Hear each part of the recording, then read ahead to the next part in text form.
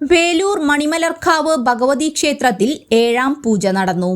ചരിത്രപ്രസിദ്ധമായ കുതിരവേലയ്ക്ക് ശേഷം ക്ഷേത്രത്തിൽ നടക്കുന്ന പ്രധാന ചടങ്ങാണ് ഏഴാം പൂജ. കേരളത്തിലെ സുപ്രധാന 108 ദുർഗാക്ഷേത്രങ്ങളിൽ പ്രധാന സ്ഥാനമാണ് വേലൂർ വെങ്ങിലശ്ശേരി മണിമലർക്കാവ് ഭഗവതി ക്ഷേത്രത്തിനുള്ളത്.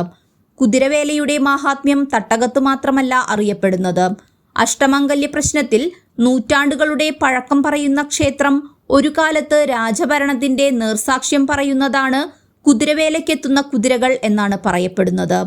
ദേശങ്ങൾ ഒത്തൊരുമയോടെ ആർപ്പുവിളികളോടെ ക്ഷേത്രത്തിലെത്തി കാർത്തികവേലയിൽ പങ്കെടുത്ത് തട്ടകത്തമ്മയോട് ഉപചാരം ചൊല്ലി തിരിച്ചുപോയതിനു ശേഷം ഏഴാം പൂജയിൽ ഗുരുതി തർപ്പണത്തിനു ശേഷമാണ് ക്ഷേത്രനട തുറന്ന് ഭക്തജനങ്ങൾക്ക് ദേവിയെ തൊഴുതു വണങ്ങുവാനുള്ള അവസരം ലഭിച്ചത്. ഏഴാം പൂജയ്ക്ക് ശേഷമാണ് ദൈനംദിന വഴിപാടുകളും പൂജകളും നടന്നത്. ക്ഷേത്രത്തിന്റെ വടക്കും വാതിലിൽ ക്ഷേത്രപാലകന്റെ ക്ഷേത്രത്തിന് മുൻപിലാണ് രാവിലെ ഏഴാം പൂജ ചടങ്ങുകൾ നടന്നത്.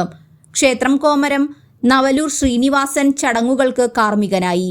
തുടർന്ന് കോമരം കെട്ടിയാടി ഭക്തജനങ്ങൾക്ക് കൽപ്പന നൽകിയതോടെയാണ് ഏഴാം പൂജയ്ക്ക് സമാപനമായത്. ക്ഷേത്രം trustee Sivadasan Peruvazhikkatt, president Sreeraman Thekkoot, secretary Sujeesh Aruvathottil, general convener Rakesh Menothuparambil തുടങ്ങിയവർ നേതൃത്വം നൽകി.